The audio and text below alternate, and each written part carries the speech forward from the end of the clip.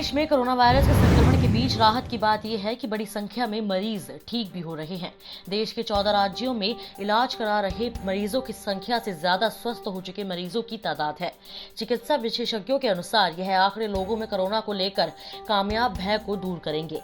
स्वास्थ्य मंत्रालय के अनुसार अब तक 48% लोग कोरोना की जंग जीत चुके हैं। कई राज्यों में स्वस्थ होने की दर और भी अच्छी है। पंजाब में यह सर्वाधिक 88% है। वहां 2263 में से 1987 मरीज स्वस्थ हो चुके हैं। इसके अलावा देश के सबसे बड़े राज्य उत्तर प्रदेश में स्वस्थ हुए रोगियों की संख्या ज्यादा है। यहां स्वस्थ होने की दर 61% के करीब है। यूपी में 4709 लोग स्वस्थ हुए हैं, जबकि 2901 उपचाराधीन हैं। कुल रोगी वहां 7823 दर्ज किए हैं। सीमा विवाद पर चीन से चल रही बातचीत में खास प्रगति नजर नहीं आ रही है। चीन लद्दाख के गतिरोध वाले इलाके में सीमा संबंधित अवधारणा बदलना चाहता है। कूटनीतिक स्तर पर बातचीत के बावजूद सैन्य जमावड़ा बढ़ाकर दबाव बनाने का प्रयास किया जा रहा है। सूत्रों के मुताबिक स्थिति फिलहाल संवेदनशील बनी हुई है। क्या करवट लेगी, अभी अनुमान लगाना मुश्किल है। कूटनीतिक स्तर पर विवाद सुलझाने की सभी कोशिशें जारी है। भारत ने स्पष्ट संकेत दिया है कि वह सीमा पर चीन की नई अवधारणा बनाने की कोशिश कामयाब नहीं होने देगा। अपनी तरफ निर्माण और आधारभूत संरचना को लेकर भी भारत अडिग है।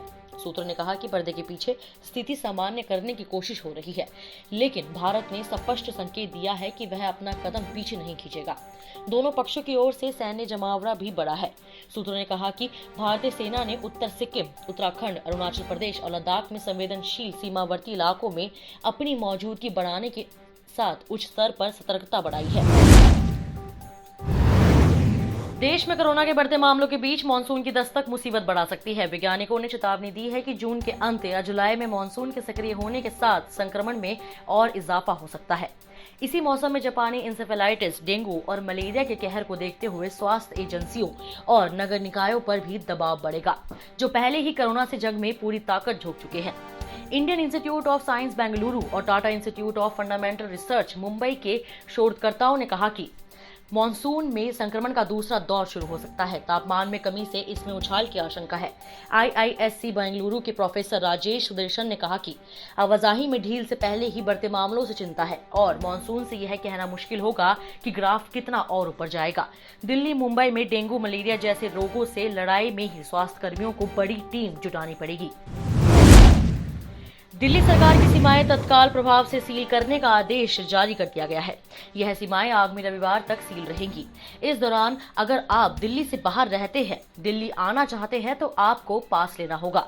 दिल्ली सरकार के एक वरिष्ठ अधिकारी के मुताबिक जिन जिन कार्यालयों को खोलने का आदेश दिया गया है, वहां काम करने वाले लोगों को ई पास जारी होगा। दिल्ली में प्रवेश के लिए दिल्ली सरकार से या किसी भी दूसरे राज्य के जिला प्रशासन से जारी ई पास भी मान्य होगा। दिल्ली की सीमा सील होने के बाद दिल्ली में सिर्फ जरूरी सेवा वाले को प्रवेश मिलेगा। हालांकि उसके लिए उन्हें दिल्ली सरकार से ई पास लेना होगा। बगैर ई पास के जरूरी सेवा से जुड़े क्षेत्र के लोगों को भी दिल्ली में प्रवेश नहीं दिया जाएगा। निजी क्षेत्र में जिन्हें लॉकडाउन से छूट मिली है, उन्हें भी आवाजाही के लिए पास जारी होने के बाद ही दिल्ली में प्रवेश की अनुमति मिलेगी। वहीं व्यावसायिक वाहनों के आवाजाही पर किसी भी तरह की रोक नहीं होगी। अमेरिका में अश्वेत व्यक्ति की पुलिस हिरासत में मौत पर हो रहे प्रदर्शनों की आंच कई देशों में फैल गई है। यूरोप में लंदन में अमेरिकी दूतावास के सामने जॉर्ज फ्लॉयड के प्रदर्शनकारियों के साथ एकजुटता दिखाने के लिए सोमवार को भारी संख्या में लोग इकट्ठा हुए। लंदन की मेट्रोपॉलिटन पुलिस सेवा ने यह जानकारी दी। पुलिस ने ट्वीट किया कि इस दौरान कुल 23 लोग गिरफ्तार किए गए। इसमें शामिल अधिकतर लोगों ने इस क्षेत्र को छोड़ दिया है। इसके अलावा हजारों लोग लंदन के ट्रेफल्गर स्क्वायर में एकत्र हुए और प्रदर्शन किया। वहीं जर्मनी से भी शांतिपूर्ण आंदोलन की खबरें आई। बर्लिन में अमेरिकी दूतावास के सामने सैकड़ों प्रदर्शनकारियों ने रैली निकाली। उन्होंने हाथों में पोस्टर लिए थे जिन पर लिखा था, जॉर्ज फ्लॉयड के लिए न्याय, हमें मारना बंद करो।